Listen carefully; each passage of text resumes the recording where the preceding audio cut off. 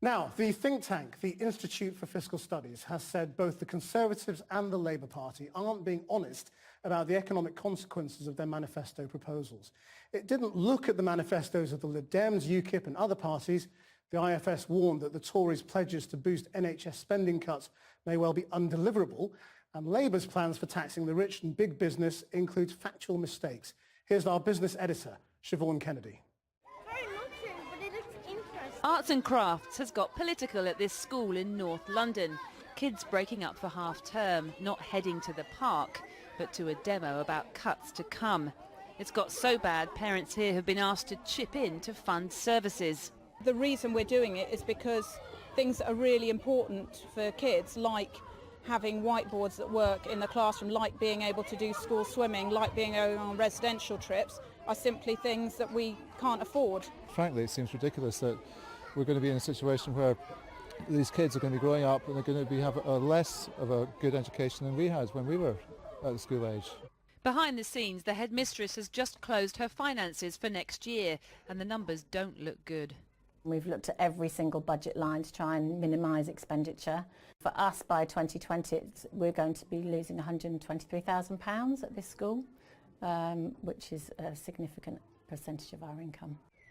Education funding is just one area where the two parties differ markedly in their manifestos. But according to the Institute of Fiscal Studies, what the two parties do have in common is their dishonesty to voters when it comes to explaining how their policies will impact the economy.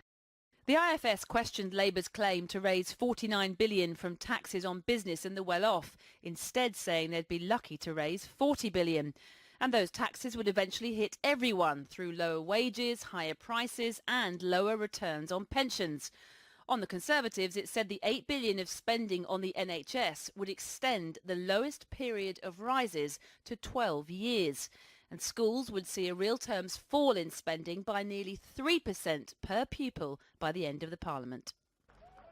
Labour said it believes the IFS has underestimated the revenue-raising effectiveness of its tax changes, but said it recognised the potential for uncertainty, which is why it's allowed headroom in its plans.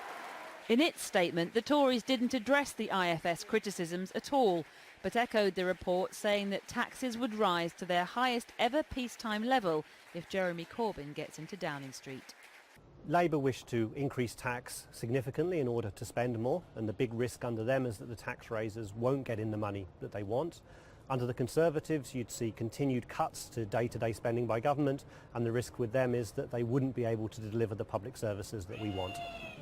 But these school kids don't need economists to tell them how they're feeling.